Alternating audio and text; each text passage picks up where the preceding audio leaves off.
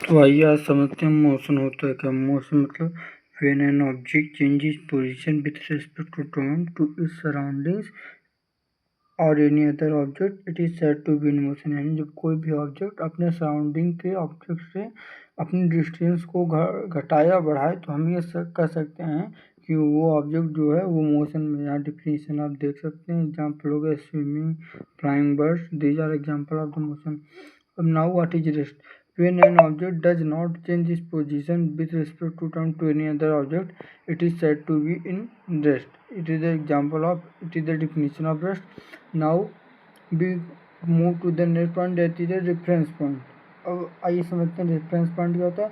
Reference point मतलब reference point क्या होता है? एक फिक्स्ड पॉइंट होता है which is consider to describe the location of an object. Reference point एक फिक्स्ड पॉइंट होता है जिसको कंसीडर करके आप किसी भी कहीं का भी कोई भी लोकेशन आप बता सकते हैं।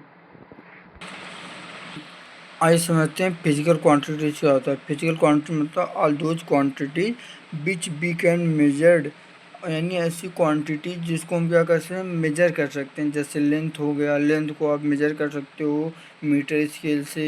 फिर उसके बाद जैसे आप मान लीजिए टेम्परेचर मेजर कर रहे हैं थर्मामीटर से, दी आर द टेम्परेचर हो गया, मीटर हो, these are example of the physical quantities.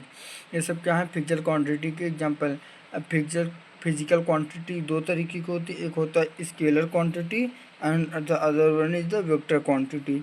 Scalar quantity वो क्वांटिटी होती है जिसकी केवल मैग्नीट्यूड होता है, इसी कोई डायरेक्शन नहीं होती। और वेक्टर क्वांटिटी होती है जिसको बहुत डायरेक्शन और मैग्नीट्यूड होता है। स्केलर क्वांटिटी का जैसे डिस्टेंस हो गया, टाइम, मास, एनर्जी, डिस्प्लेसमेंट हो गया, velocity, acceleration, for the example vector quantity.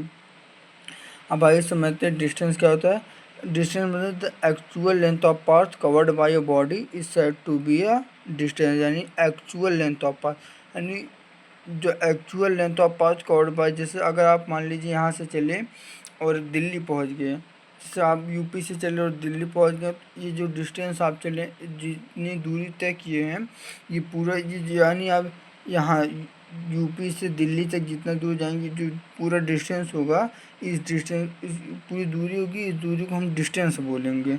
इसकी SI यूनिट होती है मीटर, उसको डिनोट किया जाता है डी से। अब आइए समझते हैं डिस्प्लेसमेंट क्या होता है।